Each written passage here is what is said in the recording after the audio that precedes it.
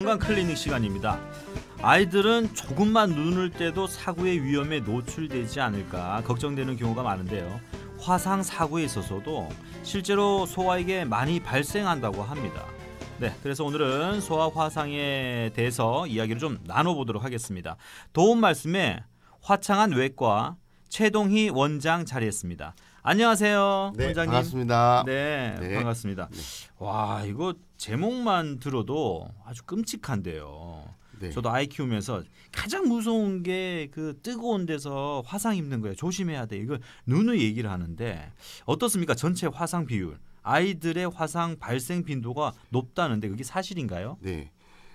질병관리본부에서 화상 사고로 응급실에 내원한 환자 사례의 통계를 따르면 네. 4세 이하의 소아에서 발생 빈도가 약 27%로 다른 연령대에 비해 가장 높다고 볼 수가 있고, 아, 그렇군요. 또 소아 화상으로 인한 사망률도 매년 1,000명에 이른다고 합니다. 1,000명이나요? 네.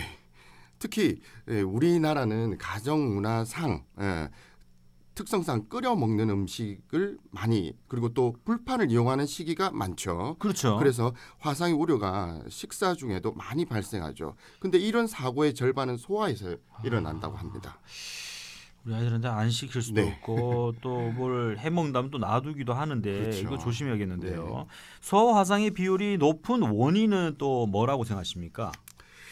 우선 연령별 차지해야 하는 비율을 먼저 보면요. 네네. 1세 미만의 환자가 13%로 가장 낮은 비율을 보이고, 그리고 3세 미만의 소아 화상 환자가 약 60%로 가장 높은 비율을 보입니다. 네. 1세 미만은 양육에 있어 절대적인 보호가 필요한 시기로 보호자와 함께하는 시간이 상대적으로 낮고, 네. 3세 미만의 경우는 아이들의 활동력이 증가하죠. 그렇죠. 그래서 그렇죠. 상대적으로 절대적 보호에서 벗어남에 따라서 증가한다고 볼 수 있습니다. 아, 그렇군요. 네. 3세 미만 유아의 화상은 특히나 이제 부모님들의 각별한 주의가 필요하겠습니다. 그렇죠. 소아는 성인과 달리 주의력이 부족하고 보호자의 관심이 멀어졌을 때 돌발 네. 행동이 큰 사고로 이어질 수 있는데요. 그렇죠. 그렇죠. 신체적으로 이런 사고가 발생했을 때 대처가 잘 되질 않습니다. 네. 그래서 더 큰 손상이 발생될 수도 있고요.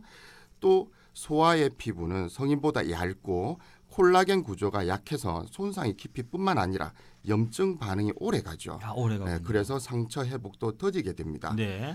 그렇게 높지 않은 온도의 물에도 화상으로 진행하는 경우도 많고요. 상처의 범위가 넓어지면 전신적 염증 반응으로 심각해지는, 그리고 또 이로 인해서 집중적인 치료가 필요한 상황도 벌어질 수 있습니다. 그렇군요. 네. 성인은 보통 중화상 기준을 20%라고 봅니다. 네네. 근데 소아는 15% 이상만 되더라도 중화상이라고 우리가 표현을 하죠. 그리고 3도 화상이 있다면 네네. 이것은 조금이라도 집중 관리가 필요하게 됩니다. 아이들이다 보니까 피부가 연해서 그렇죠. 그러니까 화상이 더 이렇게 물이 안 뜨겁다든지 해도 화상으로 가는 경우가 더 있고요. 깊어질 수도 있어요. 깊어질 수도 있고. 어른 같으면 괜찮겠지만 그 가정에서 이 화상을 입더라고요. 네. 그죠? 어떤 네. 것들이 있을까요? 소아화상이 가정에 많이 나옵니다. 그런 이유가 뜨거운 물, 네, 그렇겠죠. 차, 네. 국 이런 열탕 화상이 가장 많아요. 네, 그렇겠죠. 그리고 또 뜨거운 물체에 접촉하는 경우 네. 또 흔하게 일어나는데, 간혹 집에 압력밥솥 있죠. 네, 그게 네. 추가 이렇게 전기가 나오는 부분이 있어요. 네. 그런 곳을 애들은 호기심으로 만져보려고 해요. 맞아요. 저희 네. 아이들도 만졌어요. 그거 만졌다니까요. 만져가지고 제가 깜짝 놀래가지고. 네, 그런 경우는 단순한 2도를 넘어서 3도가 되는 경우도 많아요. 네. 이게 온도가 상당히 높거든요. 접촉에다가 전기 화상까지 있을 수가 있어가지고 깊다면 이거는 나중에 수술적 치료까지. 그러면 그 이후에 후유증도 생길 수가 있죠. 네. 또 가정 내 보시면 콘센트가 있어요. 그 위치가 애들이 손이 닿는 곳에 있다면 네. 젓가락 같은 걸로 애들이 넣어봅니다. 하나 넣는 거는 괜찮아요. 두 개는 생각만 해도 끔찍해요. 예. 이렇게 되면 또 손가락에 그리고 어떤 경우는 전기가 통하면서 네. 곳곳에 상처가 발생을 합니다. 전기로 인한 화상은 더 위험할 수도 있거든요. 그렇죠. 그리고 이 다른 가전 제품도 참 많습니다. 네. 또 그런 제품 사용할 때 주의를 반드시 하셔야 되고요. 또 목욕할 때 온도 조절. 네. 아기들은 온도가 그리 높지 않더라도 화상을 입을 수가 있다는 거죠. 또 그래서 한국- 어른이 조심을 네. 해줘야 됩니다. 그 우리 할머니 할아버지 우리 아이들 봐주면서 네. 야야 아들은 뜨끈하게 키워야 된다잉. 뜨겁게 해가지고 어른들은 예, 푹 네. 찌야 된다 하면 그렇죠. 좀 위험할 어른들은 수도 괜찮지만. 있겠네요. 생각해 보니까. 네. 자, 여러분 소아 화상에 대해서 이야기를 나누고 있습니다. 혹시나 소아 화상 좀 궁금한 점 있으신 분들 아이 키우면서 좀 이렇게 좀 당황스러운 일들이 있잖아요. 네, 그런 일들이 있으면 문자로 보내주시면 저희가 설명을 또 해드리겠습니다. 샵 0949번 짧은 글 50원 긴 글 100원입니다.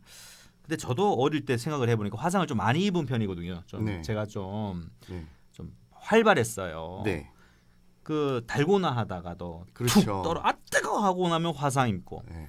지불놀이하고 막 돌리다가 뜨거 하면 또 화상 입고 네. 이렇게 많이 이렇게 제가 화상을 입었는데 어때 원장님은 화상 좀 입었습니까?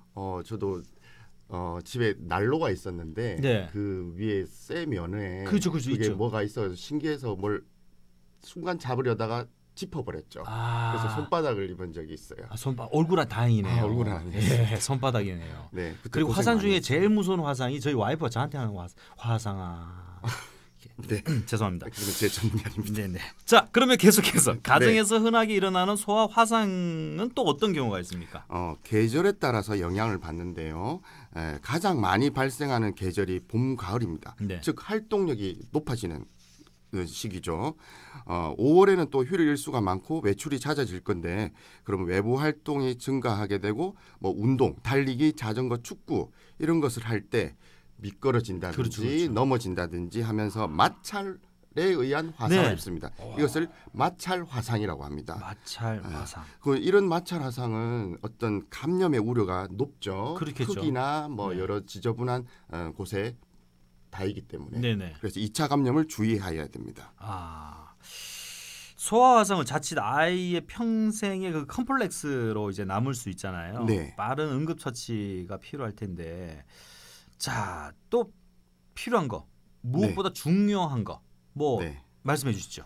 우선 이런 후유증 흉터 걱정이 제일 먼저 생각이 될 것이고 네. 이로 인해서 발육 성장에도 문제가 될 수 있습니다. 네. 그래서 부모님은 사전 예방 그리고 그 이후 사후 대처가 아주 중요한데요. 네. 가장 중요한 것은 어쨌든 응급처치입니다. 그렇죠. 네, 그래서 초기 열을 식히는 과정, 음. 그 과정을 최소 20분 이상 충분히 하는 것이 좋습니다. 네.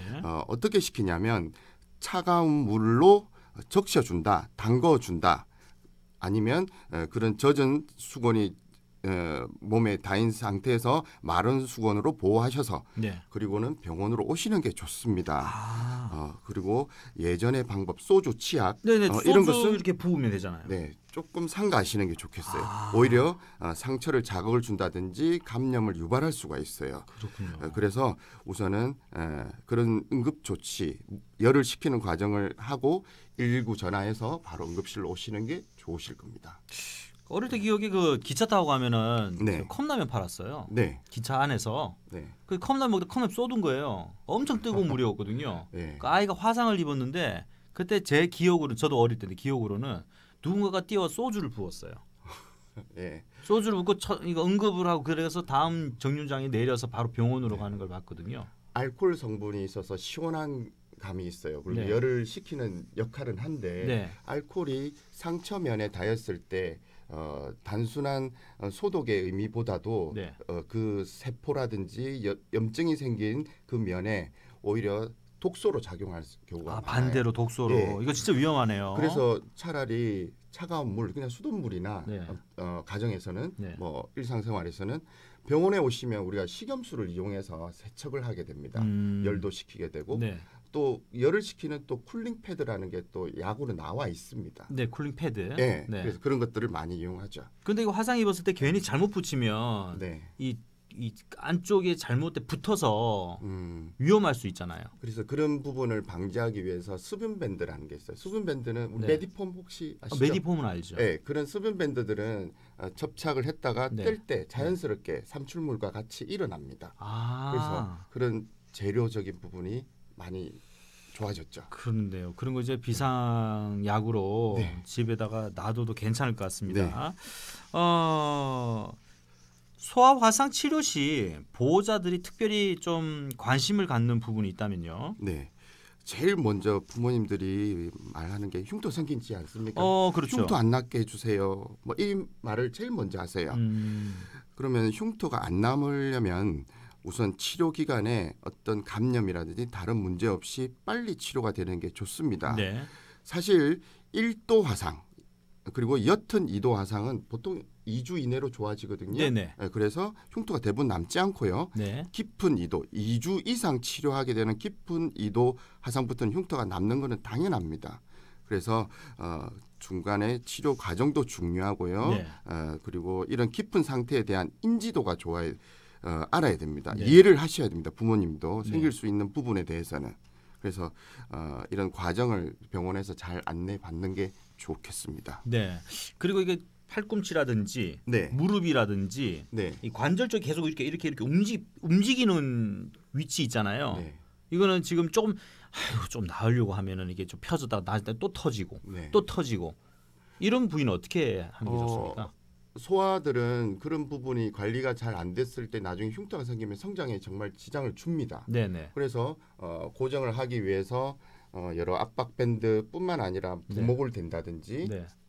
그렇지만 그런 부분이 오히려 그 관절에 지장을 줘서는 또 안 되거든요. 그렇죠. 움직여야 되니까. 고정도 중요하지만 불편함이 없도록 해주는 네. 그런 치료를 하게 되고요. 네. 아까 말씀드린 수분밴드라든지 그런 소독 재료에 많이 개발이 되어 있어요. 네. 연고도 예전에 쓰던 하얀 연고만 쓰지는 않습니다. 네. 그래서 다양하게 감염을 막을 수 있고 회복을 빠르게 진행을 해주죠. 매디품을 붙이는 경우도 있다라고 하거든요. 네. 그거 좀 피해야 됩니까? 어떻게 됩니까? 붙여도 좋습니다. 괜찮아요? 좋고요. 그렇지만 이제 그 교체 일자가 진물 같은 게 고이잖아요. 그렇죠. 그게 젖은 상태로 계속 둔다면 오히려 더 또 역효과가 나요. 그래서 매일매일 깨끗이 세척하고 교체를 해주는 게 더 중요합니다. 그 하얀 부위가 나왔을 때 네. 그게 재생을 한다고 떼면 안 된다라고 들었는데요. 근데 그렇게 되었을 때 오히려 피부 트러블이 생겨서 조금 치료 기간이 길어지는 경우가 더 많습니다. 실제로. 그래서 이런 화상에서는 소독이라는 과정이 가장 중요하거든요. 네. 그래서 매일매일 한다는 게 사실 어렵고 힘든 과정입니다. 네. 그렇지만 그 상처에 맞게 적절히 조절해 줘야 됩니다. 네, 알겠습니다. 이렇게 네. 깊은 상식까지 오늘 전해 들었습니다. 전기장판도 조심해야죠, 그죠? 네, 겨울철 제일 조심해야 진짜 됩니다. 뜨끈하게 자다가 뜨거워 하고 일어나 보면 이미 네. 등이 빨갛게 위험합니다. 8일 이사의 청자. 자, 오늘은 화상에 관련된 소아 화상에 대해서 이야기를 해봤습니다. 화창한 외과 최동희 원장이었습니다. 고맙습니다. 네, 감사합니다. 네, 30분 교통정보 전해드리겠습니다. 황보도영 캐스터.